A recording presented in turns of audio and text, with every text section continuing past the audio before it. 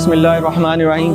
ये जो आप हज़रात की खिदमत में अभी राशन और ये चीज़ें जो आपके यहाँ तकसीम की जा रही हैं, ये हमारा इदारा है पाक एड वेलफेयर ट्रस्ट, उसके तरफ से हम आप हज़रात की खिदमत में ये चीज़ें पेश कर रहे हैं। गवादर के अंदर ये जो एक ज़ाहिर है कोई छोटा नुकसान नहीं था, बहुत बड़ा नुकसान है। तूफ़ानी बारिशें आई और उसके साथ ये जो परेशानी हुई, जितना ये मसला हुआ, इसमें कोई शक नहीं है कि ये एक बहुत बड़ा नुकसान है जो आप लोगों ने जिसका सामना किया। ज़ाहिर है बहुत सारे लोगों के घर गिर गए, बहुत सारे लोगों को बहुत परेशानियाँ हुई, खाने पीने का राशन बहुत सारे लोगों का तबाह हुआ। तो एक चीज़ तो ज़हन में रखें कि मसाइब और मुश्किलात जो है वो इंसानों पर आती रहती हैं। अल्लाह ताला आजमाते रहते हैं मखलूक को कि मुसीबत आने के बाद या परेशानी के बाद ये लोग मुझे याद करते भी हैं या नहीं। अगर खुदा न खास्ता गवादर जो है वो मसाइल का शिकार होता है, अगर गवादर परेशानियों का शिकार होता है, तो यहाँ पे सब परेशानियों का शिकार होंगे। तो हमसे जितना हो सके, जितना हम कोई खिदमत कर रहे हैं, दूसरे इदारे भी खिदमत कर रहे हैं, आप अपनी हैसियत में इसकी खैर खाही सोचें, इसके अंदर इसका सोचें कि ये बेहतर कैसे हो सकता है, ये अच्छा कैसे हो सकता है। तो जब ये अच्छा होगा तो आप सब अच्छे, आपको सब अच्छा एक जिंदगी का लायामल मिलेगा, यहाँ अच्छे स्कूल बनेंगे, यहाँ अच्छी दीगर चीजें जो है वो आएंगी, अच्छा कारोबार होगा, ये सारा कुछ अच्छा होगा। लेकिन ये किस वक्त होगा? जब हम इज्तिमाई तौर पे रहेंगे, हम साथ मिलकर रहेंगे। अब ये जब मुश्किल हुई, ये परेशानी हुई, पाक नेवी की तवज्जो से हमारे यहाँ ये बात पहुंची, इन हजरात ने हमारे साथ इस पर राब्ता किया। मैं बहुत शुक्रगुजार हूँ पाक नेवी का कि जिन्होंने हमें इस बारे में इतला दी। फिर हम लोगों ने आपस में मुशावरत करके तो अल्हम्दुलिल्लाह हम लोगों ने ये तकरीबन 400 फैमिलीज के लिए इसके अंदर राशन भी है और साथ साथ ये